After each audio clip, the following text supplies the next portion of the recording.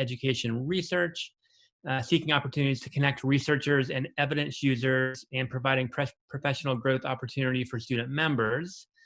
And then likewise, the Grant Makers for Education Learning Evaluation Data Impact Group is a group of funders that are really interested in bringing data and evidence use to funders and to the grant making sector. And so we were interested in using data to make decisions, wanted to assist GFE members in accessing high quality research. And finally, we recognize that not all GFE members have access to time or the budget or the skills to conduct and access rigorous educational research. And so we just kind of saw a match made in heaven. Next slide.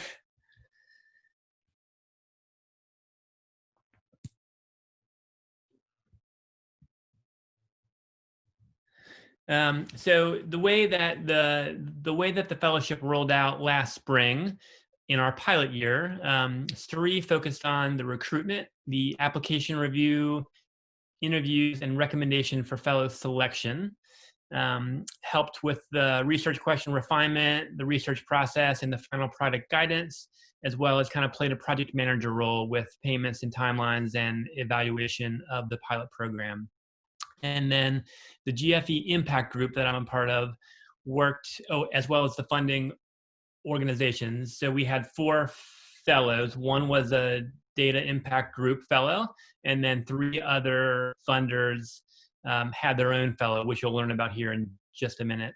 The responsibilities of our group is on the research questions, to participate in 3 calls during the fellowship over the summer, input on the final product format, and to help with the costs for the fellows, the advisors, as well as the administrative costs, which were all covered by the impact group. Next slide. I'll talk a little bit about just what the topics were. So the key findings from last year, we had a really good turnout. We were really excited that we got 45 applications from students. It looked valuable. Fellows said the experience is valuable to their academic and professional growth. Funders really found the research informative and high quality. Not all were sure how they're going to use it, but definitely a lot of great findings from it.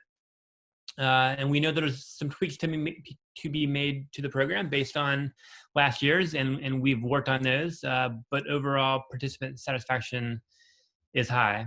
And the last slide I have to talk about before I'll turn it over to Rebecca is just I think this is an overview of the projects. Yeah, so you can see on your screen now, these are the 4 projects, and we'll hear about 2 of them a little bit more in depth here in just a minute. These are the 4 projects that took place last summer, and that link on the screen will take you to more information about each of them, including the full reports. So without further ado, I want to hand it over to Rebecca, who's going to talk to you about her perspective as a funder with Ascendium. Rebecca? Great. Good afternoon. Can everyone hear me okay? Jeff, can you just give me a thumbs up? Yep. Awesome. Thank you. So I'm Rebecca Villarreal. I'm the Director of Education Grant Making at Ascendium. We are a national post-secondary and workforce training funder. We are based in Madison, Wisconsin. You may know us as Great Lakes. We went through an organizational transition in fall of 2018, and we've just overhauled our website, so I would encourage folks to check it out. We just launched officially yesterday, some really big changes, and so if you aren't familiar, I would encourage you all to check it out. Ellen, if you could advance to the next slide, wanted to talk a little bit about why we were interested in this great opportunity. So we also are really active in Grant Makers for Education, and so saw this as a really phenomenal opportunity to support a key membership organization that we derive a lot of benefit from. Myself and our organization are also really committed to building a bench of diverse researchers and really see it as our role and an opportunity wherever possible to fund emerging scholars in particular areas. And so really saw the STRI Fellowship as an opportunity to do that. having been through graduate work, I know that I had limited exposure to philanthropic organizations, and so really have committed myself whenever possible to find opportunities to engage folks in working with philanthropic organizations. Just as Jeff mentioned, there are lots of different opportunities where we're looking for high quality research. And so how can we tap into graduate students or other faculty members? And I think that early exposure just provides a really good platform for hopefully future careers as you are working through receiving grants or conceiving of particular research projects or partnerships with philanthropic organizations. And I wanted to dive just a little bit into our project in particular, just to give you some insight into how we were thinking about leveraging this opportunity. So we had a project that we had been working on for about a year or so in Wisconsin that we call Tech Steps, and it's really about understanding the issues around summer melt and supporting secondary districts in supporting their students in that transition from high school to college, providing Tech Steps nudges, providing resources, predominantly working with counselors in districts to be able to support their students. And that project had about a year left when we were engaging in this research opportunity. And we were also in the midst of going through a strategy refresh, where we were working on identifying what will be the direction of our organization for the next 3 to 5 years in terms of some of our investments. And one of the areas that we knew we were moving into was a commitment to working in rural communities, and really saw this research project as an opportunity to take this existing project that had been working in Wisconsin and better understand, if we were going to do this work, what might be the things that we would need to consider in a rural context. What might summer melt look like, and college access work more broadly as we transition into this rural context. And so saw this as a great opportunity to learn a little bit more. And in terms of how we used the project that I know Kate will share a little bit more about in just a moment, it really did help us think through what does rural college access look like, and some of the things that as a post-secondary funder are not things that we are regularly funding, thinking about broadband access, thinking about perceptions around college going and how that might be different in a particular rural geography. And so really found a lot of benefit from Kate's work and deep dive into this issue area. So welcome the opportunity to turn it over to Kate.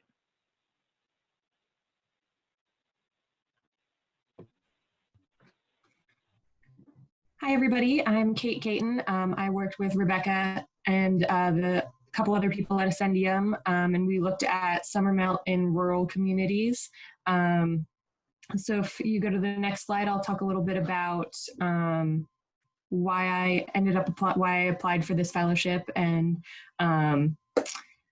what sort of led me to it. So I am a doctoral student at Georgia State University, and rural education is not necessarily one of our main fields of research. So it's been a challenge to try and find research opportunities around rural education and looking into rural education. So that made the opportunity with SRI and with Ascendium very attractive to me. So I applied, and sort of in an effort to expand my own research area. I found that it was a much different experience than a GRA-ship, and the audience was much different than the academic audience that you would be writing for in a journal, or even, I do a lot of work with public school districts, so it was much different than even that, just because of the focus and the scope of what we were doing and what the goal is. And finally, this was such an attractive opportunity because I was, quite pregnant and needed the freedom to work remotely. So that, definitely did help. And then if you could go to the next slide, please.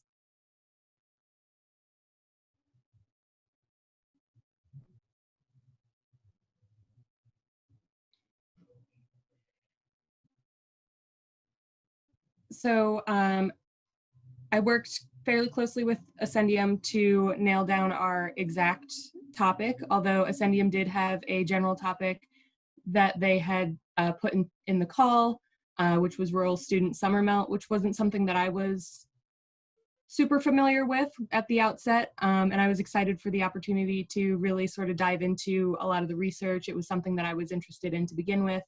So a lot of our initial conversations were around what would be the most beneficial for Ascendium, what they were looking to get out of the research, if they wanted a literature review versus a statistical analysis, the sort of data that was available, and how the research would be used by Ascendium. So that sort of helped to shape our topic and how the final product would end up looking. We also worked together to define research questions, and these were really sort of shaped by Ascendium, and I only really expanded upon them. I wanted to try and give them the most bang for their buck, really, so letting them shape how the sort of the direction that the research would take, and then having the freedom to sort of go into those deep dives to go make the, they gave me, I guess, basically they gave me the structure, and then I sort of built around using that. Next slide.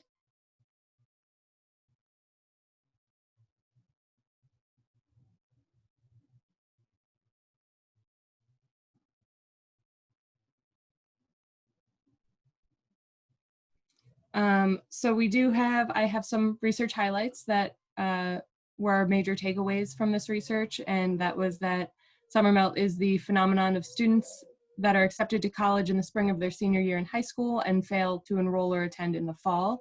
Rural students are one of the groups that are more susceptible than comparable urban students to melt during the summer. Other factors are first generation college students, low-income students, and minority students. So there is a fairly high prevalence among urban students, but when you compare them to similar rural students are more likely to melt. And rural students also have issues that are specific to their experience that are different from urban students or non-rural students. So these are important to sort of take into account, because a non-rural student that doesn't melt with a rural student counterpart that does, the reasons for that, for the melting, are much different than a non-rural student that also happens to melt. While some of them are shared, such as, you know, resources and knowledge, there are also some particulars that are very specific to rural students and their college-going experiences. We also identified current interventions that have been effective at reducing summer melt, and that was a major thing for Ascendium, and that I wanted to provide with Ascendium, rather than just sort of identifying the problem, of also getting them some solutions. Next slide, please.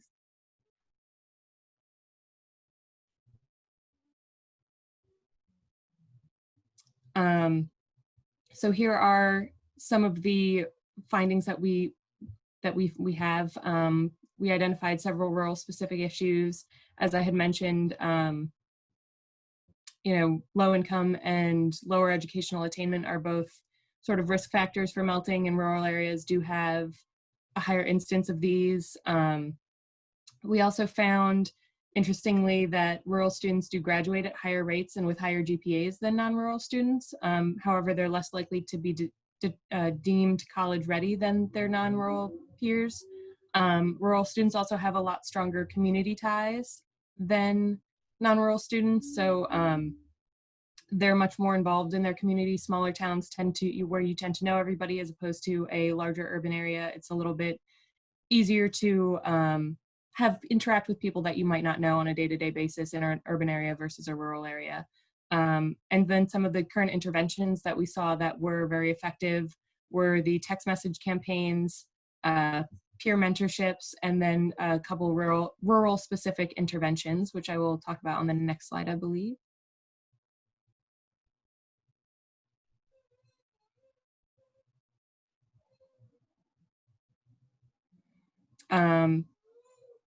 Sort of. So these, I provided the Ascendium with 5 actions that can be taken in Wisconsin, which was the context that they were specifically looking at.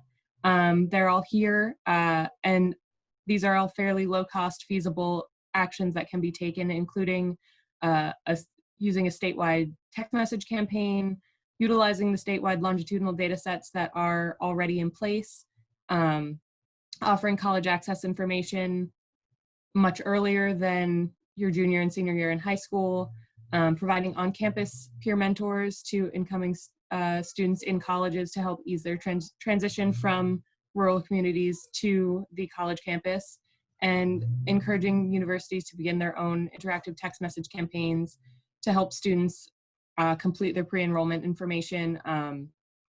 We found that colleges that have sort of these interactive messaging platforms, their students are much more likely to complete their pre-enrollment. However, with rural students who are less likely to have access to high-speed broadband, it makes more sense to do a text message campaign as opposed to an online format. Next slide.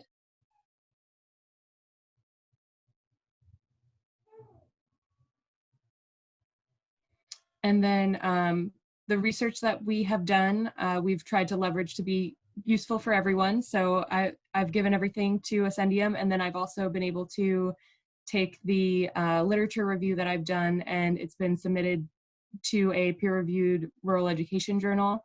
I have some revisions to make before I resubmit it, although the experience of submitting to the journal has really underscored the difference between academic and non-academic audiences. You know, a lot of the things that Ascendium really liked about sort of the way that the information was presented was stuff that I got a lot of pushback on from the journal. So it really did underscore the big difference in and sort of the gap in communication between funders or grant makers and academic audiences. And the one-pager and executive summary that we have worked on together are available for grant and policymakers, and I believe they should be available for you to look at as well. I don't think that the literature review is available just because we are trying to get it published, and there's a whole thing about not having it published other places, which everyone knows about. But yeah, so it's been I think a beneficial experience for both myself and for Ascendium. It gave me a much needed experience that I wouldn't have been able to have otherwise on working with a sort of grant funding entity and being able to present research to a much different audience than I would normally be presenting it to, and being able to provide action steps as opposed to only sort of digging in, doing the literature review, and then not really having anywhere to go from there. It was fulfilling to be able to sort of provide next steps of these are actions that can be taken, these are things that can be done. And I believe that's all that I have.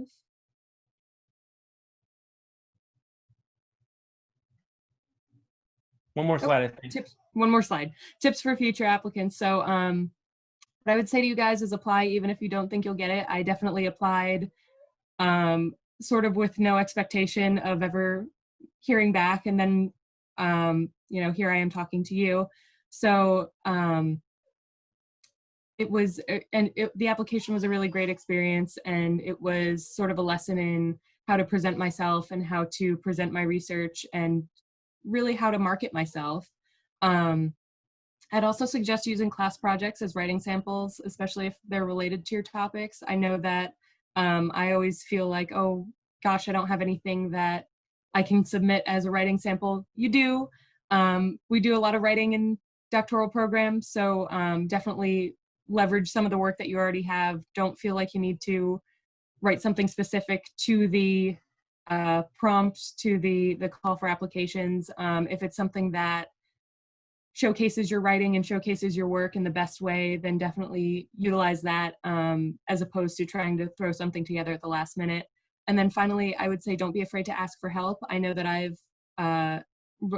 worked fairly closely with Ascendium and asking for a lot of clarification from them on what they wanted. I also talked through a lot with my advisor and other students. I got a lot of people to review stuff that I submitted, you know. I always say that my barometer is if my husband or my mom can read my paper and sort of understand what I'm trying to say, then that's a good, then it's probably ready for submission, ready to get talked about again. And making sure that you're utilizing other students, because that not only helps you get clarification on your work, but it helps them as far as they might not have known that this fellowship existed. They might not have thought that fellowships were something that they could apply for, that they should apply for, that they would even get if they applied. I know that was a lot of the feedback that I got from other students.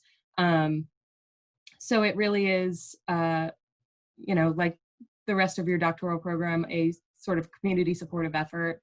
So I would say definitely apply, and definitely utilize the community supports that you already have to help you along through this process. And your funders will be more than happy to work with you and be more than happy to help support you in clarification. In if you're sort of stuck on something, it was great to be able to reach out to Ascendium to sort of get a better feel of what they wanted, what they were looking for, and the intention for the research. Next slide. Okay, thank you. So Kate, thanks so much. That was great. We actually have a little bit of time. We're doing well on time. We have some time built in for questions. So I just wanted to pause before we move on to Amanda and just see if there are any questions specifically for Kate about her project or her experience, or for Rebecca, the funder that she worked with. So I just wanted to open it up, and if you want to take yourself off mute, you're welcome to do that. Or if you want to type in the chat, I'm happy to try to facilitate those questions.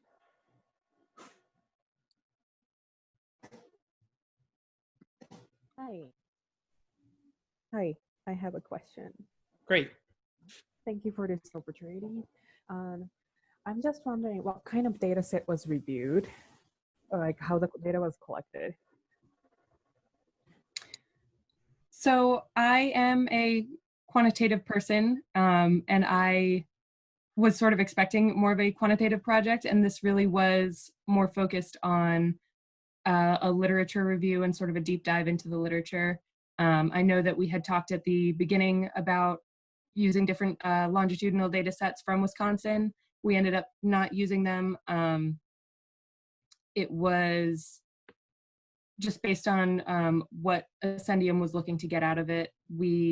It seemed more beneficial to do just a intense literature review as opposed to anything that was a data analysis.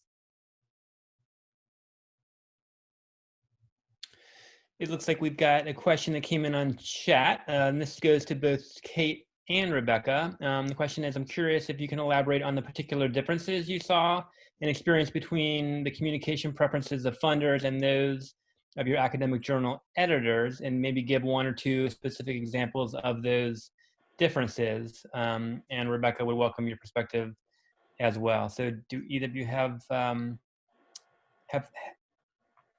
on that? Yeah, I mean, as far as there was a lot of differences in the language that I used sort of to talk about rural students and issues that they might be facing.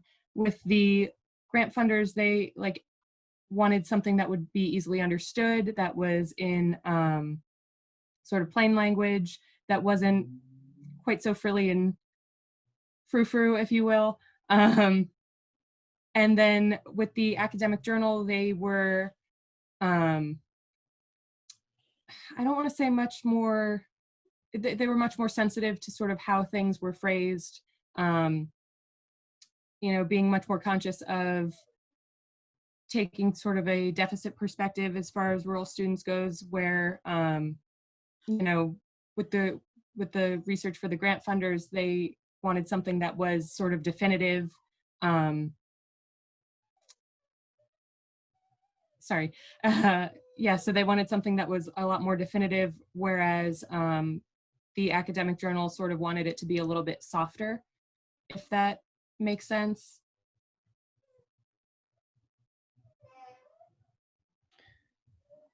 Rebecca, how about you? Do you have any thoughts here? Yeah, I mean, I think, Kate, you did a great job of summarizing. You know, we were really looking for information to guide our decision making. And I think if you are comparing that to what would be submitted to an academic journal, it's going to look a little bit different. And so recognize that there are different audiences. You know, I think even just distilling all your findings to a one-pager, you know, for funders, we want to be able to kind of have those quick hits and have kind of quick overview of what was found, and then how do we move forward? How do we take action on this information? And so it is a very different audience, and so certainly something to keep in mind when translating that information for an academic journal or more formal submission. There are different intentions with that information. So definitely something also I think for us to keep in mind too, as we're providing coaching for future fellows, is to also think through how can we make that as seamless as possible, and provide some additional information on our side as well. So it's a valuable lesson. And then one more follow-up question for you, Rebecca. The question is, what direction has Ascendium decided to take given Kate's literature review? Yeah, so one of the key components of our rural strategy and where we landed was really recognizing the importance of kind of perceptions of the importance of college, and how there are differences in different communities in terms of who a student or an individual might have been exposed to, and what the different college going patterns or previous experiences might be in a community. And so you'll definitely see in our refined strategy some additional attention to the importance of recognizing the role a community plays in really in the rural context, and how important engagement across a lot of different organizations will be really important to think through from a broader college access perspective, not just in terms of summer melt, but also in identifying pathways for students in rural communities. So I think that we were really able to take some of that data. We were also, one of the things I didn't share, we were also in the process of hiring staff to be able to work and really be in deep on this focus area. And so being able to have some work product and some research already on hand when our senior program officer was identified last fall worked out really, really nicely. And so that was another just great opportunity to have some information already at the ready that has a bit of an Ascendium perspective to get started as she embarked in leading that process. Thanks so much, Rebecca. We have time for one more quick question before we move on to Amanda. And this goes to Kate. I'll read this for you. It's, I believe you mentioned that the research questions were further narrowed down with Ascendium. I'm curious to know if you remember if the original question in the fellowship call was broader regarding rural education and was narrowed down to the population in Wisconsin after having a kickoff medium with Ascendium. So my memory of it is that it was always focused on Wisconsin, but I think that I had come into those initial meetings with big plans for, oh, we can utilize the statewide data set, and, you know, we'll get this, this, and this from these different people. And, you know, I think we could try and use, I want to say it was like the student clearinghouse data information, like trying to get that. And Ascendium sort of said, that would be great, let's pump the brakes. And that's when we sort of started getting into those conversations about what it was they were looking for, and where the shift sort of happened from a quantitative analysis to a more qualitative literature review, seeing the kinds of information that they were looking for, and focusing on what really they wanted answered. So I sort of came in thinking that they wanted to understand exactly what the trends and patterns were in Wisconsin for summer melt, with rural students. What they were looking for was more sort of a broader understanding of what rural student summer melt was to begin with, and different ways, different strategies for reducing it. Great. Thanks, Kate, and thanks for the great questions. We need to move on. We need to move to Amanda Danks, and so we have Amanda with us. We do not have her funder, unfortunately. It's just Amanda with us, but she's got a great presentation to share with us and share a little bit about her project and her experience. So without further ado, Amanda. Thanks. And Kate, that is really fascinating work. I'm actually working on a summer melt project right now at AIR. And it's just fascinating how important it is that we, you know, like any kid, that we get them right at the right moment to help them keep moving on. So I thought that work was fascinating. So again, my name is Amanda Danks, and I'm a PhD candidate at North Carolina State University. And I also currently right now work for the American Institutes for Research as a researcher. And so I approached this work, or applying for this fellowship last summer, mainly because the majority of my experiences prior to this and working with AIR has been at the government policy level, whether that's the district level or the state level or the federal level. And so a lot of my work involved, you know, understanding policy, or like Kate had said, like just writing things for a very, very different audience. And so I wanted to make sure that as a part of my doctoral program that I had some experience working with foundations and other audiences who might find research interesting to read, or better yet, making research interesting to read, which is sometimes a stretch. And so I applied to the program, and I thought it was great. I agree with all of the tips that Kate said. I think my lot in life is to just apply to everything and, you know, see what happens. So I definitely say apply.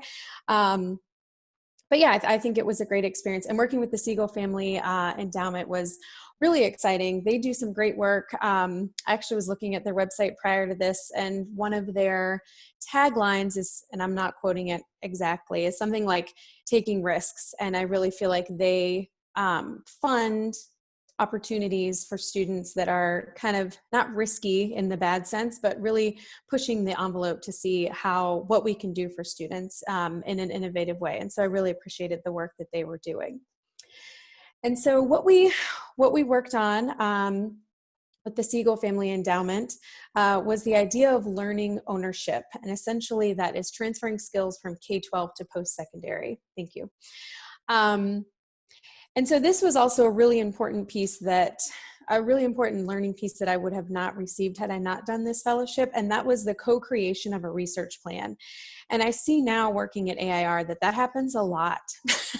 Like even if you write a 50-page, beautifully well thought out proposal and you receive the award, there's still a lot that goes into what happens to a research plan after that. And so it was really a great experience to work with them to co-create that, you know, what are we going to do? What do we want to learn?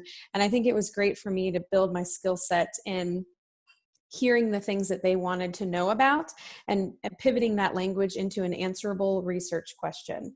And I think that's a really important skill that I know a lot of times as a graduate research assistant, you may not get, because you're kind of given skill, or you're given a task to do, and then you do that task, or, you know, the research plan is already made and you're just kind of inserting yourself to complete your section. And so I think that was a really valuable piece of this whole process, was that co-creation and that back and forth, and really learning how to translate someone's interests and questions into something that we in the research field can attack. And then of course, as Kate was saying, on the writing side of it, that's like a whole nother level of that important communication piece. And so with with the Siegel Foundation, we talked about essentially the evolution of education. And so in their work, they fund particular programs, but they're really focused on how do those programs support students moving from the K-12 setting to post-secondary. And post-secondary could be a 2-year university, a 4-year university, a vocational program, right into the workforce. It can be a number of things.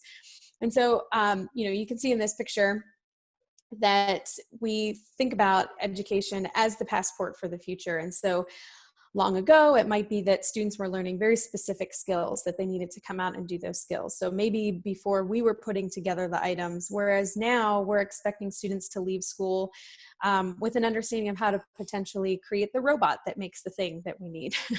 And so that's very different. And so we're preparing students now, especially given our current pandemic circumstances, we're preparing students now for an economy that we don't really have a grasp on yet. And so not that there's like some or some phrase that like the jobs of the future, you know, we're preparing students now for the jobs we don't even know about.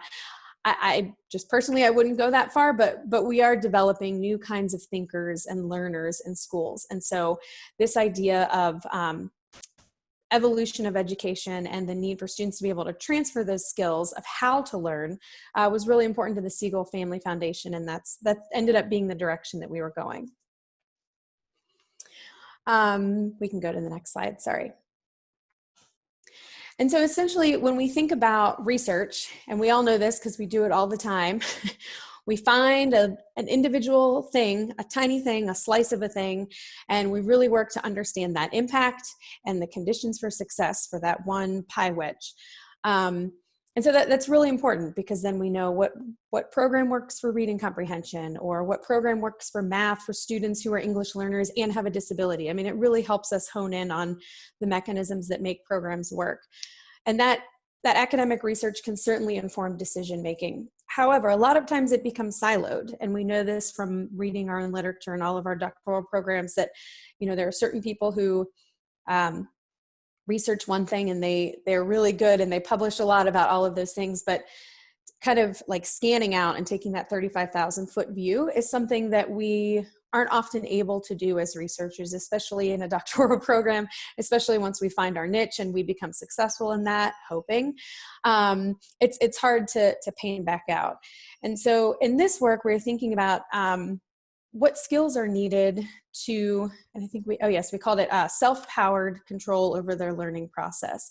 So not, you know, here's the curriculum, here are the things you need to do, but how do we teach students to learn throughout their lives and continue applying those learning skills as they go on to whatever's next after 12th grade. And so what we came up with was this learning ownership framework. And this is something, again, that we co-created. You know, I did a lot of reading and went back to the Siegel Foundation, and then they gave me feedback, and I went back to the literature, and that process went back and forth a few times. And again, just entertaining those questions and kind of not reining in expectations, but really narrowing in, because I think a lot of times educators at heart want to solve everything and really help everyone, which is certainly important. But I think in this work, we really just had to narrow it down. And I think we did a good job at landing on this learning ownership framework. And this is essentially the process by which learners dynamically participate in their learning process. So they're not passive, they're really participating in the process of learning in a way that helps them understand both the context of their learning, the purpose of what they're learning, and then apply the information that they've learned. And so I think these are pretty lofty goals. And in the literature that I scoured, it seemed like these 4 components, self-regulation, learner engagement, competency-based learning, and metacognition, all seem to get at this idea of learning ownership, but each of them kind of held their own place in the literature. And so my goal in this literature review was to bring them all together and provide the Siegel Family Foundation with something by which they could judge future grant applicants. So our grant applicants, including all of these, when they're approaching things about transition from K-12 to post-secondary. And so I'll just very quickly go over just some of the literature review that helped shape this work. So again, I'm sorry, I'm skipping ahead. And so we don't want the learner to rely on the instructor, the curriculum, or the content. We really want them to be self-starters, engaged learners, and engaged in the process of learning. We want them to be empowered to make the learning experiences what they want to be. And we think now about digital learning being what it is, given our current circumstances, really being able to attack skills and master skills and apply that knowledge to the next thing over and over again. And learning ownership, we also, it was made very clear from the beginning with the conversations with the Siegel Foundation, that we're not thinking just about academic endeavors. We're also thinking about that hidden curriculum that we often hear about, those social situations, those leadership qualities, soft skills, as some people call them. So thinking about how that learning ownership can apply across settings in any, for all students. And so self-regulation is the first one on our little wheel. And in all of the work, the way I broke it up was I went through each component of the framework, talked about how it supports, how the literature tells us that it supports that transference of knowledge and skills from K-12 to post-secondary. And then I also provided some examples of research-based practices or programs or strategies that really help improve that particular skill. And so self-regulation is essentially knowing what we need to do to get things done. And I think, like, you know, at this time of day, I know I need a cup of coffee and a walk around the block so that I can keep going for the next thing. So kind of that self-regulation to know how to keep moving through the learning process. And so this is just some examples of things that we learned from the literature about self-regulation and how having well-developed self-regulation helps transfer these skills, helps improve that transference of skills from K-12 to post-secondary. The next is learner engagement. We know that if students are not engaged, they're very unlikely to be learning. But I learned a lot in this process about how a student who doesn't look like they're learning might still be engaged, and that engaged student might be just pretending. And I think in the world of Zoom calls, I think we all know how to manage that. And so this was just personally a very enlightening section of the research to look over. So the goal of learning is the ability to learn more. And so not just to learn this particular thing and call it a day, but to continue on that learning pathway regardless of content. And we did find in the literature that social media can be a tangible indicator and also a product of meaningful engagement. And I think given our circumstances now, this is more relevant than ever, that students engaging in social media can actually enhance their ability to interact in a workforce, because we know that social media is used, you know, there might be like internal social media structures for certain companies. And so that can be helpful. Also internal social media structures at a university or a vocational program. And so these types of skills are really important as students advance. Competency-based learning, I must say that in all of my work, because I mainly focus on cost analysis and quantitative methods, that competency-based learning was the thing that I learned the most about. I knew the least about and learned the most about. And so that was an exciting part of this too, because I think once you get to a certain point, you end up kind of going down your own lane, and that, you know, you begin building your own silo. And so this was a great opportunity to learn about competency-based learning. And so what we found in the research for this, of course, that self-paced learning that sometimes accompanies competency-based learning programs is something that is more prevalent in the workforce now more than ever. So if we think about an employee who might need to approach a credentialing program in order to continue moving up the career ladder, but not being able to take time off to go to grad school or something like that, then it's likely that they'll be involved in some kind of self-paced learning activity. And so if in the K-12 setting we can teach them how to approach those, then they are going to be more successful in the future. And so I think that was a really interesting finding of this. Metacognition, I don't have it in the slide, but thinking about thinking. There's one person who, that's how they boiled it down, just thinking about thinking.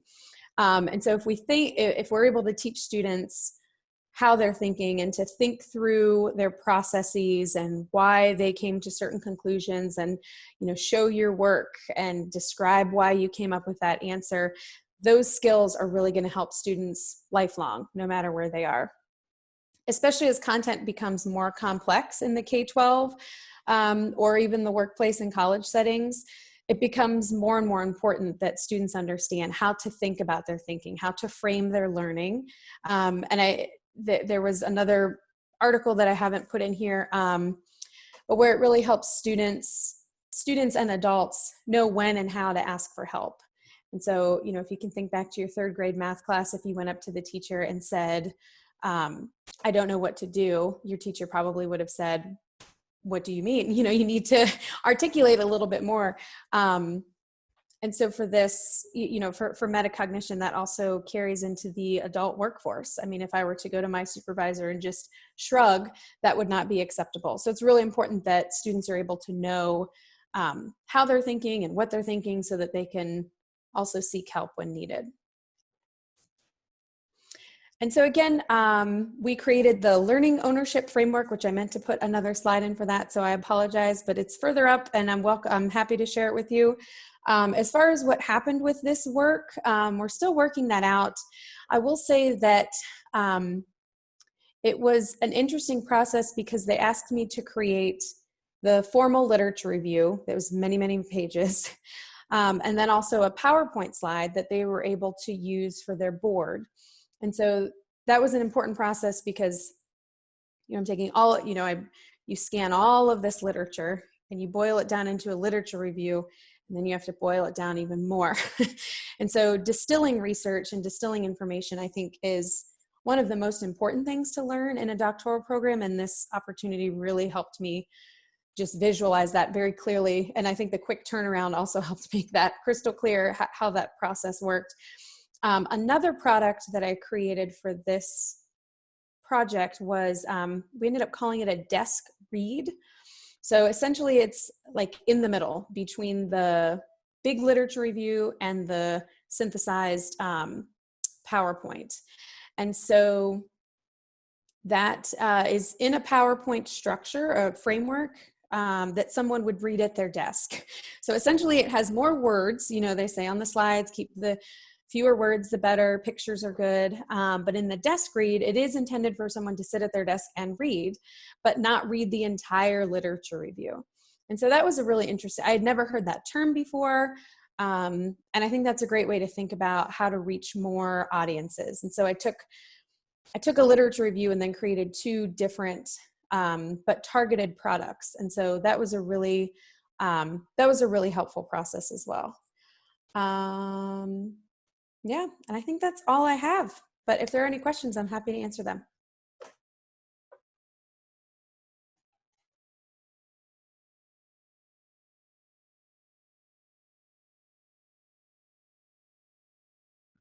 Thanks so much, Amanda. We do have time for about 1 or 2 questions tops, and then we'll hand it over to Ellen to give us some details on the 2020 fellowship. But any questions for Amanda about her project? And feel free to speak up or to type it in the chat. That was great work, Amanda, and it resonates with me because I'm doing some research on student-centered learning and the impact that higher ed has on that, and the transition from secondary to post-secondary ed. So I would really love to be able to get some information from you to see your work if it's at all possible, but at least to chat. So I sent you my email in the chat. Sure, that would be great. Thanks. Good job. Thank you.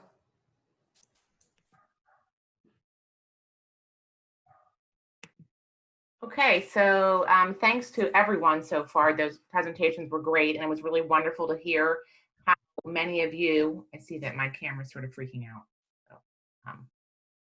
So, okay, how many of you went through the process and learned some things along the way that you didn't even anticipate that you would learn, such as how to establish the research question and focus it and things like that. So looking ahead to the 2020 Summer Fellowship topics, on our website, which is, I have the website listed on the next page, and I'll share that with you, but we have the topics that were presented by the funding partners for this year listed, and there are 6 questions currently. Not all of those will be funded. The ones that are listed 3A, 3B, 3C, that is being funded by the GFE lead group, and they are going to pick one fellow for one of those 3 topics based on the best match that they get. And I've listed here sort of the general terms of what those topics are focused on.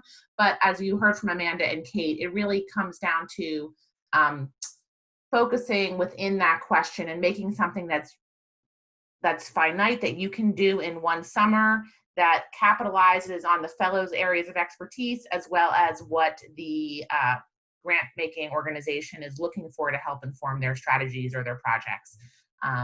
So the projects as they're listed are a paragraph long, and the research project will not be addressing everything in that. So in your application, you'll be saying how you would approach this topic and focusing it. And again, that doesn't have to be the end all be all. Once the fellow is selected, there's a conversation with the grant making organization where that topic is where you have a conversation and focus that topic more, so that it is a project that you can do in 8 to 10 weeks.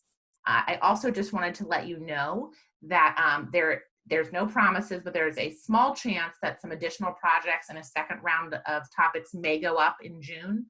We wanted to give the funding organizations a little bit more time to see if they wanted to fund someone. With our current state of affairs, everyone's sort of scrambling and figuring out what their priorities are and what they can and can't commit to at this time. But if that does happen, again, no promises, we will send an email out to everyone and let them know that that's happening. But for now, these are the topics, and the applications are listed on this webpage in the directions, and the deadline is June 12th. It should say 11:59. I apologize for that typo at Pacific time. So basically, I'm not going to go in and close the application. If you email me overnight, that's fine. But on that Saturday, I'll be organizing the applications and sending them out to the judges. So I'll just open it up for questions.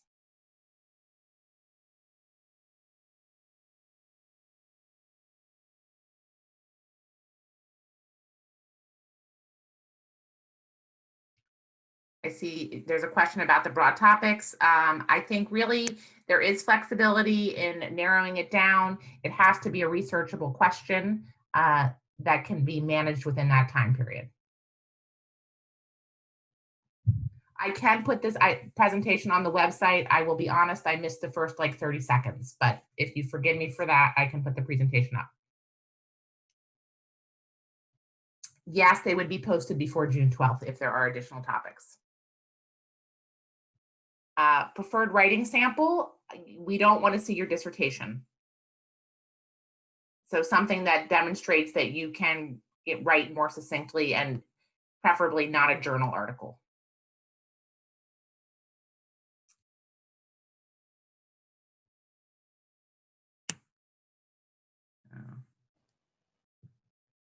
Okay, Jeff, I'm going to turn it back to you. No, that's great. Yeah, thanks, Ellen, and thanks, Kate, Rebecca, and Amanda. Really appreciate your time and your presentation today. Thanks certainly to everyone who joined. The questions were great, and I'm glad you all were engaged and interested in the topics from last year, as well as what's coming down the road for 2020. And so we're really excited about it. We have the link both on the screen as well as in the chat to that page with more information on the fellowship, so feel free to go there. We will post the PowerPoint, and you can find contact information for each of us on that PowerPoint as well. And so if you have additional follow-up questions, please feel free to reach out. So with that, that's all I've got. It looks like we're just about at the hour, unless anyone has a last word. Hearing none, I think we can probably close this out. Okay, thank you, everybody. Have a good weekend. Thanks all.